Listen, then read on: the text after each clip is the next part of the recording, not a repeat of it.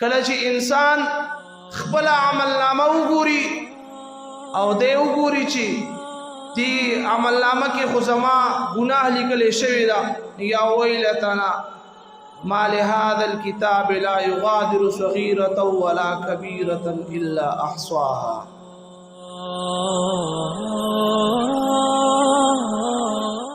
کله یو انسان ګناهو کی مخ پس مکه باندې د قیامت په ورځ باندې بددي ګناه گواہی سلور سجونه ورکړي باغړو باندې کی لومبنه گواه د یوم اذن تحدث اخبارها وکم ورځ باندې چې انسان پس مکه باندې گناهو کی د قیامت په ورځ باندې الله جل جلاله په دربار کې زمکا د دغه ګناهګار انسان متعلق الله ته خبر ورکړي چې الله مخبز مکه باندې پما د پاسا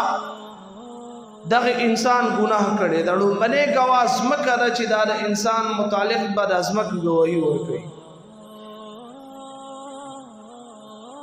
او دویم نمبر گواه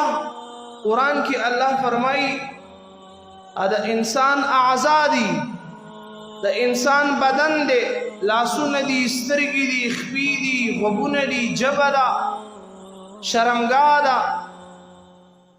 د قیامت په ورځ باندې به د الله جل جلاله په دربار کې د انسان بدن اعضا د الله په دربار کې گواہی ورکړي چې الله په ما باندې دا ګناه او دا خطا کړی ده. او دریم نمبر کې وَإِذَا كِرَامًا كَاتِبِينَ دریم نمبر کې فرشتي دي چې د انسانانو په اوږو باندې ناست دي یو کرامن کاتبین یو خیو غبان یو په غسو غبان دي د قیامت پر ورځ باندې به دغه دو فرشتي د الله جل جلاله په دربار کې ستا متعلق ستا د ګناه گواہی ورکړي چې الله موږ موجودو موږ د نیکیم لیکلا او بدیم لیکلا ستا د ګناه متعلق به د الله په دربار کې دغه دو فرشتي کرامن کاتبین گواہی ورکړي. او دریم نمبر کې وَإِذَا الصُّحُفُ نُشِرَتْ ادا انسان عمل نامه ده کله چې انسان خپل عمل نامه وګوري او دی وګوري چې دی عمل نامه کې خو زما ګناه لیکل شوی دا یا ویلتنا ما لهذا الكتاب لا يغادر صغيرة ولا كبيرة إلا أحصاها. دا انسان به یو आवाज وکړي چې دا څنګه عمل نامه ده دی خو نه وړه ګناه پرېښې ده او نه غټه خبره پرېښې ده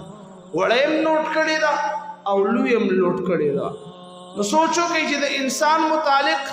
څلور څیزونه گواهي د قیامت په ورځ باندې ورکړي او قرآن ویلي دي چې په هغې کې لومبنۍ ځمکه ده او دویم د انسان اعضا لاسونه خپې دغه رنګې ژبه غوږونه او دریم نمبر کې د انسان متعلق گواہی دا فرشتي کرامن کاتبین او څلورم نمبر کې هغه د انسان عمل نامه ده.